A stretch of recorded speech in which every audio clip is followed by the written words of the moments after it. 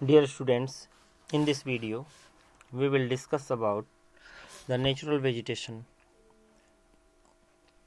Here we come to know about the situations through which why plants and animal adopted their habitat differently, or why we found variation in plants as well as in animals.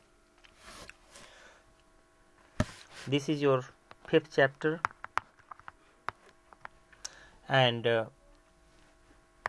name of the chapter is natural vegetation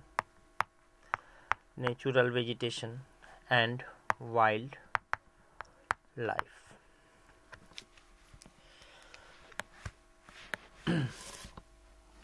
Dear students, in this chapter we will discuss about the virgin vegetation.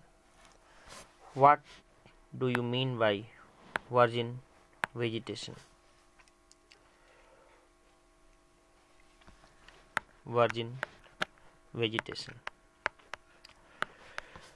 The vegetation that is totally free from human encroachment or without any human interference. Means such a vegetation that is not affected through human positively or negatively. कहने का मतलब यह है ऐसी वनस्पतियाँ जो कि मानव के द्वारा किए गए किसी भी तरीके की एक्टिविटी से प्रभावित नहीं होती हैं, यानी मानव का किसी भी तरीके से उनके साथ कोई लेना देना नहीं होता है। एग्जाम्पल के तौर पे अगर कभी कोई वेजिटेशन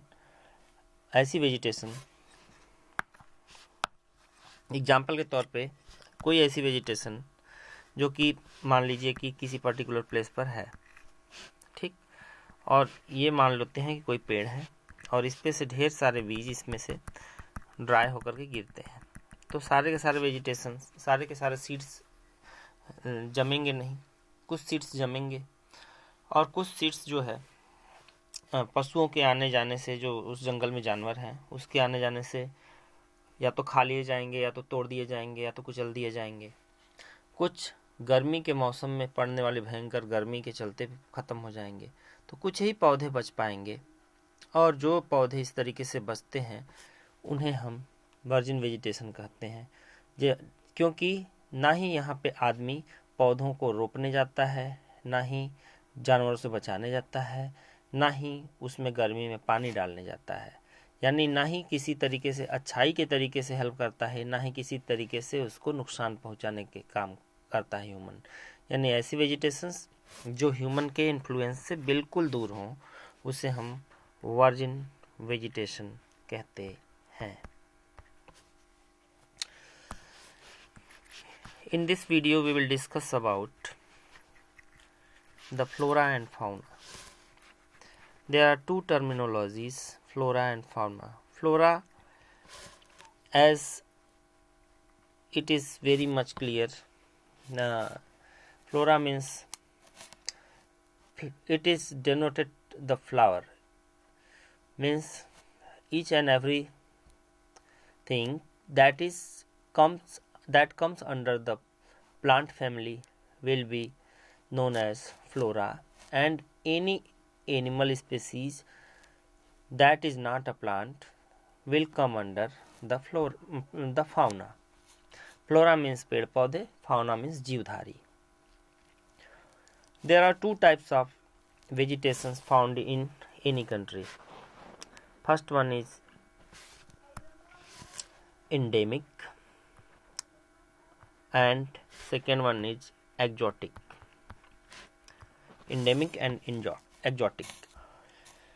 The plants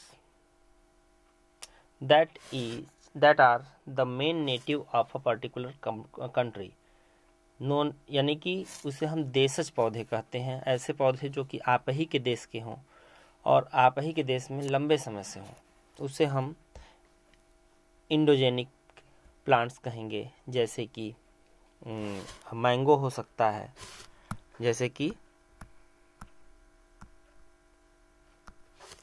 मैंगो हो सकता है, जैसे कि बानियान ट्री यानी बरगद, पीपल हो सकता है, पकड़ी हो सकती है, जामुन हो सकता है और नीम हो सकती है, तुलसी हो सकता है। और एक्जोटिक प्लांट्स वो होते हैं जो कि अपने देश के नहीं होते हैं, विदेशज कहलाते हैं, इनको विदेशज कहते हैं। और ये किसी दूसरे देश से अपने देश में आए हुए होते हैं, जैसे कि पोटैटो हो गया, टोमेटो हो गया, चिली हो गई, कॉफ़ी हो गई, टी हो गई। ये सारी के सारे प्लांट्स अपने देश के नहीं हैं बल्कि बाहर से आए हुए हैं, इसलिए इसको हम एक्जोटिक प्लांट्स कहेंगे।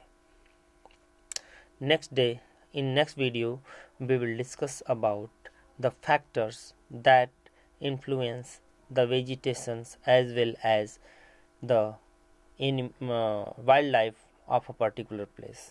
Thank you.